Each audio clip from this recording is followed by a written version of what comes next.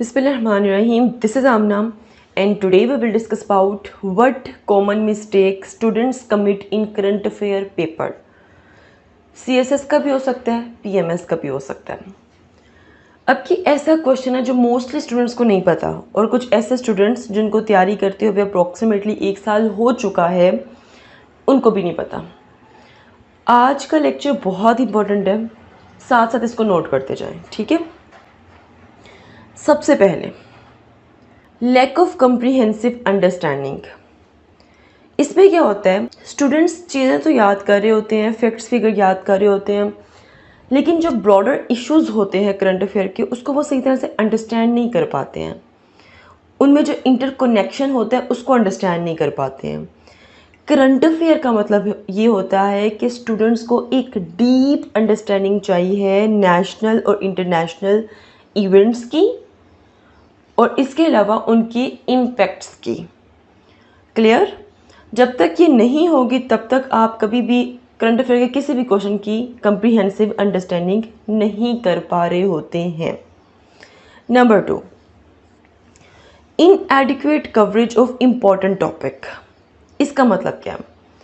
इसका मतलब ये है कि कुछ स्टूडेंट्स ऐसे होते हैं वो करंट अफेयर तो पढ़ रहे होते हैं, लेकिन कुछ इम्पोर्टेंट एरियाज़ वो बिल्कुल निगलेक्ट कर देते हैं, जैसे कि climate change, global politics, economic shifts, regional security issues. ये मोस्ट इम्पॉर्टेंट टॉपिक्स हैं. इनमें से कोई ना कोई 1-2 क्वेश्चंस आने ही होते हैं. तो इसलिए बहुत ज़रूरी है कि करंट अफेयर के जो इश्यूज़ होते हैं उनको आपने ब्रॉड स्पेक्ट्रम में कवर करना है. Clear? Number 3, lack of proper statistical argument. ये पॉइंट बहुत इंपॉर्टेंट है, बहुत ज़्यादा इंपॉर्टेंट है. फिर से रिपीट कर रही हूँ, lack of proper statistical argument. इसको मैं समझाती हूँ. फ़र्ज़ करें, देखें, आपने स्टैटिस्टिकल आर्ग्यूमेंट देने होते हैं, पैराग्राफ्स लिखते हैं ना आप करंट अफेयर के पेपर में, तो उसको किस तरह लिखना है? ऐसे नहीं लिखना जैसे हम बातें कर रहे हैं. उसको एक तरीका होता है लिखने का. फ़र्ज़ करें कि आपने पहला पैराग्राफ लिखना शुरू किया, आपने सबसे पहले एक आर्ग्यूमेंट देना है. आर्ग्यूमेंट यहाँ पे मैंने लिखा हुआ है आप लोगों को समझाने के लिए. ये देखें, the covid pandemic has had a significant detrimental impact on Pakistan's economy, particularly in the sector of employment and GDP growth. मैंने यहाँ पे एक आर्ग्यूमेंट बिल्ड किया है. मैंने कहा है कि भाई जो कोविड-19 है ना, उसकी वजह से एक इम्पैक्ट देखने को मिल रहा है पाकिस्तान की इकोनॉमी में, ख़ास तौर पर पाकिस्तान का जो एम्प्लॉयमेंट सेक्टर है वहाँ पर और GDP ग्रोथ में भी. ठीक है, ये मैंने एक आर्ग्यूमेंट दिया. अब मुझे इसको प्रूफ करना है. प्रूफ कैसे करूँगी? मैं एक स्टैटिस्टिकल स्टैटिस्टिकल आर्ग्यूमेंट दूँगी या फैक्ट्स फिगर उठाऊँगी, उससे प्रूफ करूँगी. ठीक है, तो ये आप लोगों के सामने मैंने स्टैटिस्टिकल सपोर्ट दी है. आप कह सकते हो कि मैंने एक फैक्ट फिगर लिखा है अपने इस आर्ग्यूमेंट को सपोर्ट देने के लिए. यहाँ पे मैंने क्या लिखा है? मैंने कहा है जो Pakistan economic survey 2021-2020 reports that due to COVID-19 GDP growth dropped to -0.4% in 2019-2020.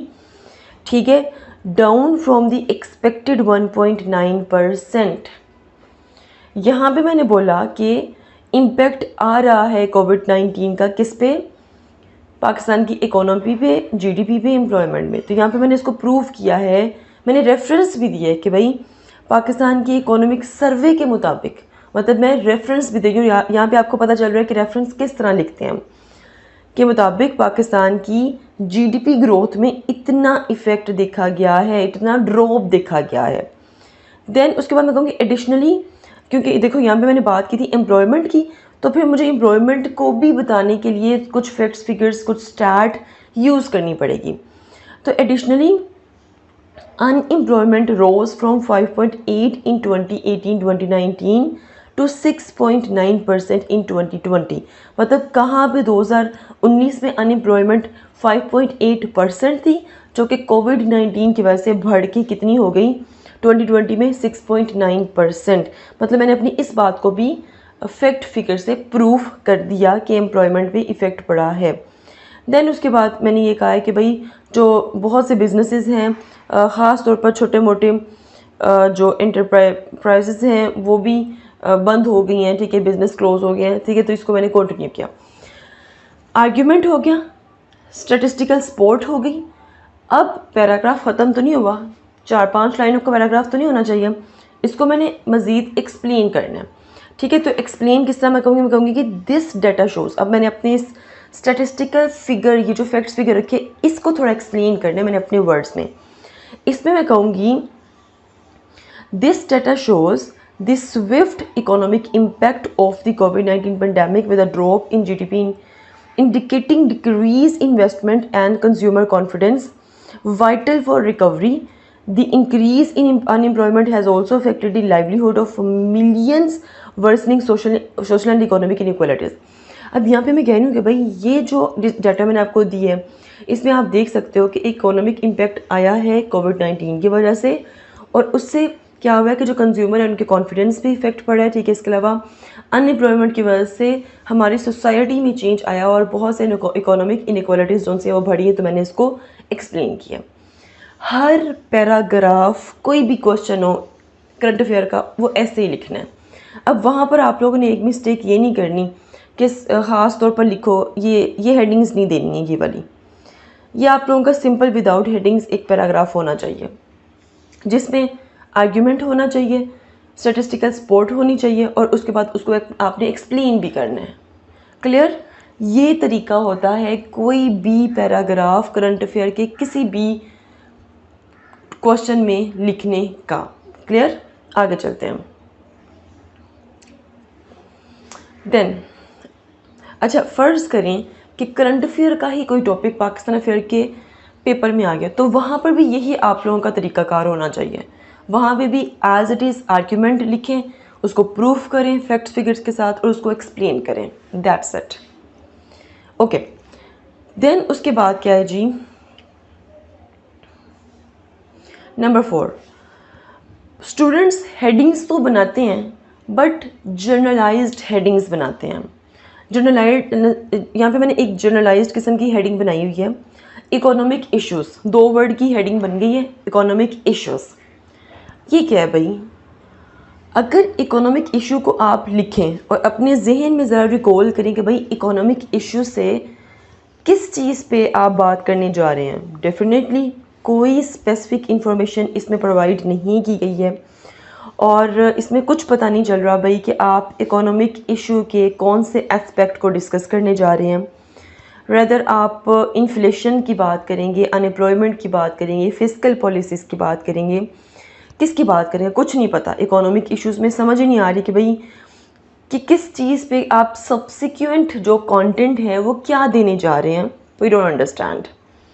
तो यहाँ पे फिर मैंने एक स्पेसिफिक हेडिंग बनाकर भी दिखाई है, the impact of fiscal deficit on Pakistan economic stability. This heading is much more specific, क्योंकि देखो ये क्लियरली क्या स्टेट कर रही है कि आपका जो फोकस है वो किस पे है। आपका फोकस है इम्पैक्ट ऑफ फिस्कल डेफिसिट पर, ठीक है, जो कि एक बहुत बड़ा इकोनॉमिक इशू है, और इसकी वजह से पाकिस्तान की जो इकोनॉमिक स्टेबिलिटी है वो डिस्टर्ब हुई है। तो ये एक ऐसी हेडिंग है जो कि डेफिनेटली रीडर की हेल्प करेगी कि वो अंडरस्टैंड करे कि आप की जो डिस्कशन है उसका एंगल क्या है, उसकी डेप्थ क्या है, ठीक है। तो heading should be more structured, और उसमें एक टारगेटेड एनालिसिस नज़र आना चाहिए आपकी हेडिंग में। तो जनरलाइज्ड किस्म की हेडिंग नहीं बनानी है, बल्कि स्पेसिफिक हेडिंग्स बनानी है। क्लियर हो गया? अब चलते हैं आगे। Number 5, grammatical mistakes. Grammatical mistakes कब ठीक होंगे? जब आप अपनी इंग्लिश ठीक कर लेंगे। Number 6, of the topic argumentation. Of the topic argumentation क्या होता है? इसमें ये होता है कि जब एक कैंडिडेट अपनी पूरी की पूरी जो मतलब कि वो डेविएट हो जाता है स्पेसिफिक क्वेश्चन से जो पूछा गया होता है, और टोटली इररेलेवेंट इंफॉर्मेशन प्रोवाइड कर रहा होता है, ठीक है, जो कि अनरिलेटेड इश्यूज से होती है, और इससे जो एग्जामिनर होता है वो बहुत ज़्यादा कंफ्यूज होता है, और ज़ाहिरी बात है वैल्यूएबल मार्क्स आप अटेन नहीं कर सकते हैं। आप कहते हैं भाई ऐसा तो कभी भी नहीं हुआ, चलें देखते हैं कि क्या आप ये मिस्टेक कमिट करते हैं या नहीं। ऑफ द टॉपिक आर्ग्यूमेंटेशन क्या होता है? फ़र्ज़ करें कि आपका क्वेश्चन ये है, लेट मी हाईलाइट, ये क्वेश्चन है आपका। क्वेश्चन है जी, discuss the impact of CPEC on the regional stability of South Asia. उसने आपसे सिर्फ ये पूछा है कि साउथ एशिया की रीजनल स्टेबिलिटी पर CPEC का क्या इम्पैक्ट है। ठीक है, क्वेश्चन ये है। आपने क्या लिखना शुरू किया? आपने of the topic argumentation start कर दिया। आपने कहा है चाइना पाकिस्तान इकोनॉमिक कॉरिडोर, मतलब कि CPEC एक सिग्निफिकेंट इन्वेस्टमेंट है by China into the infrastructure of Pakistan, Pakistan के इंफ्रास्ट्रक्चर पे। क्या ये पूरा का पूरा सेंटेंस मैच हो रहा है क्वेश्चन से? No, irrelevant. फिर आप लिखना शुरू कर रहे हो, it includes the construction of roads, railways, energy projects, मतलब आप इंफ्रास्ट्रक्चर पे बात करना शुरू कर दिया आपने।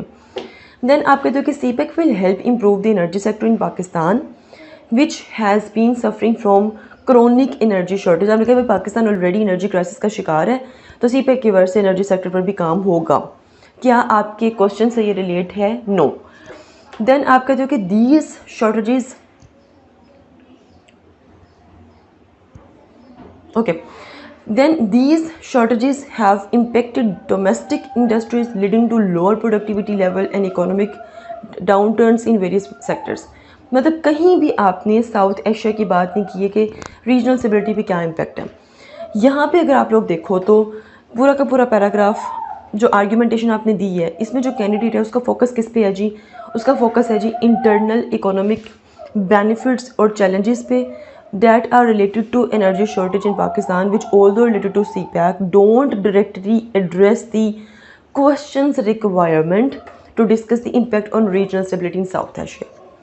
भाई आपके क्वेश्चन की रिक्वायरमेंट है कि आप डिस्कस करो CPEC का क्या इम्पैक्ट आ रहा है साउथ एशिया में रीजनल स्टेबिलिटी पर, उसको तो आप हाथ ही नहीं लगा रहे हो। ठीक है, तो इस केस में जो आंसर है that should focus on how CPEC influence geopolitical dynamics potentially affecting relationships with neighboring countries like India, Afghanistan, Iran rather than internal economic benefits of issues। मतलब पूरा का पूरा क्वेश्चन आपका घूमना चाहिए किसमें? आपके मतलब आप पाकिस्तान के अब जो रिलेशनशिप्स हैं इंडिया के साथ, ईरान के साथ, अफगानिस्तान के, उन पे क्या इम्पेक्ट आएगा। ठीक है, और उसकी वजह से क्या स्टेबिलिटी देखने को मिलेगी। तो इस तरह से आपका होना चाहिए था, बट इसको कहते हैं off the topic argumentation. Hopefully you understand. Then we will talk about number 7, let me highlight, poor structuring of answers. आपका जो एक आंसर होना चाहिए ना, उसमें क्या चीज़ें होनी चाहिए? इंट्रोडक्शन होना चाहिए, थॉटफुल आर्ग्यूमेंट्स होने चाहिए एंड कंक्लूजन होना चाहिए। ठीक है, थॉटफुल आर्ग्यूमेंट्स में आप लोगों ने सब हेडिंग्स बनानी है, हेडिंग्स बनानी है। इंशाल्लाह एक वीडियो में ये भी मैं आपको पूरा बताऊंगी कि हेडिंग्स किसको कहते हैं, सब हेडिंग्स किसे कहते हैं, ताकि you will get better idea. ठीक है, उसके अलावा अच्छा ये बता दूं कि सम स्टूडेंट्स क्या करते हैं कि इंट्रोडक्शन लिखा, थॉटफुल आर्ग्यूमेंट्स बिल्ड किए, मतलब हेडिंग्स बनाई, सब हेडिंग्स बनाई, लेकिन कंक्लूजन लिखना ज़रूरी नहीं समझा, तो आपका क्वेश्चन इनकम्प्लीट है। क्लियर? अच्छा, इसके अलावा नंबर 8, निगलेक्टिंग रीसेंट डेवलपमेंट्स। ये क्या है भाई निगलेक्टिंग रीसेंट डेवलपमेंट्स? देखें, इसमें क्या होता है कि करंट अफेयर में कुछ स्टूडेंट्स ऐसे होते हैं जो पढ़ तो रहे होते हैं, लेकिन वो आउटडेटेड सोर्स पढ़ रहे होते हैं और जो रीसेंट डेवलपमेंट्स होती हैं उनको मिस कर देते हैं। तो it's very crucial to stay updated until the last moment before the exam. फ़र्ज़ करें कि आपका एग्ज़ाम जो है वो 3 दिन बाद है और कोई गज़ा का इशू हो गया, आपको उससे भी अपडेट रहना है, एग्ज़ाम में वो भी आ सकता है। ठीक है, तो अपडेट रहना है, आपने आउटडेटेड नहीं रहना। Insufficient practice. अब इनसफिशिएंट प्रैक्टिस क्या? देखिए, जब तक आप कंप्रीहेंसिव राइटिंग की तरफ नहीं जाएंगे, आप अपनी पुअर परफॉर्मेंस देंगे एग्ज़ाम में, तो रेगुलर प्रैक्टिस की ज़रूरत है। And last, over looking the instructions. जितनी भी इंस्ट्रक्शंस दी होती हैं एग्ज़ाम में, क्वेश्चन में, उसको बहुत ध्यान से पढ़ा करें। So this is all about current affair question. If you have any question, do it your question in comment section below and hit the like and subscribe button if you haven't yet. मिलते हैं जी next hot issue के साथ। Until then मुझे अपनी दुआ में याद रखिएगा। स्टे ट्यून्ड एंड अल्लाह हाफिज़।